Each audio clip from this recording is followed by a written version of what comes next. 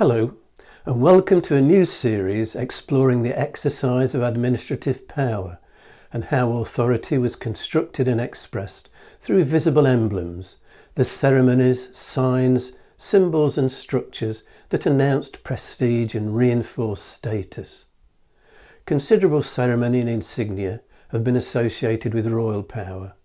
Arguably the most visible and familiar item of regalia is the crown.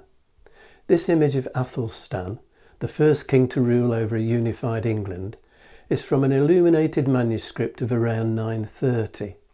It shows Athelstan presenting a copy of the Life of St Cuthbert by Bede to the saint in person, and is the earliest surviving depiction of an English monarch wearing a crown. Athelstan wears the same crown on his coinage. The idea of wearing a crown or ritual headdress as a symbol of status goes back much further. In Greek mythology, the god Apollo wears a wreath of laurel leaves. Victors at the Olympic Games in ancient Greece were awarded a laurel wreath, as were at a later date triumphant Roman military commanders.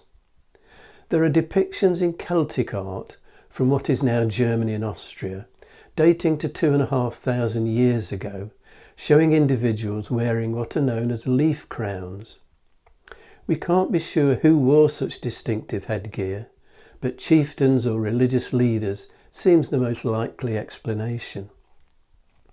Grave goods excavated from the tomb of the Deal or Mill Hill Iron Age warrior, discovered at Deal in Kent in 1988, included high-status weapons, a bronze brooch studded with coral, and a decorated bronze headdress made of two pieces riveted together.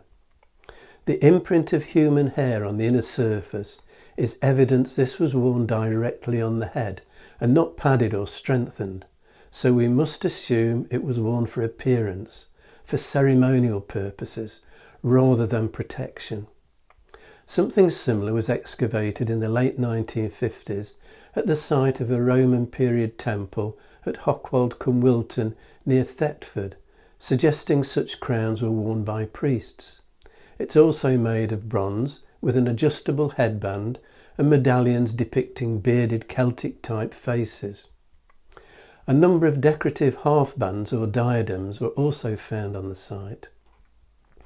The tradition of a formal crowning, a coronation in a Christian ceremony, dates from the Byzantine Emperor Leo I, who was crowned by the Eastern Orthodox Patriarch in the Church of the Hagia Sophia, Constantinople in 457. The wide-sleeved, ankle-length gold silk robe with which our sovereign is invested, called a supertunica, is based on the full dress uniform of a Byzantine consul. King Offa of Mercia had his son Egfrith anointed as his future successor, but the first coronation of a king in England was that of Edgar at Bath Abbey in 973 by Dunstan, Archbishop of Canterbury. Dunstan was also responsible for the main elements of the ceremony, drawing on the service for the ordination of a bishop and the example developed by the Frankish kings. Revised in 1689 by Henry Compton, Bishop of London, the wording has remained substantially unaltered. Anointing of the sovereign was seen as a sacrament, a transformative act expressing special grace, an inner spiritual development, and led to the belief that the royal touch could cure various ailments, including scrofula, commonly known as the king's evil. First adopted in France, touching for the king's evil began in England with Edward the Confessor and continued into the Tudor age. As a deeply religious man, I suspect Edward was a reluctant practitioner. He is said to have sometimes worn gloves. The building of Westminster Abbey, dedicated to St Peter, was planned by Edward the Confessor, and its construction absorbed much of his later years. It was called the Westminster to distinguish it from St Paul's, the Eastminster. It was consecrated on the 28th of December 1065, just in time for Edward's funeral on the 6th of January 1066.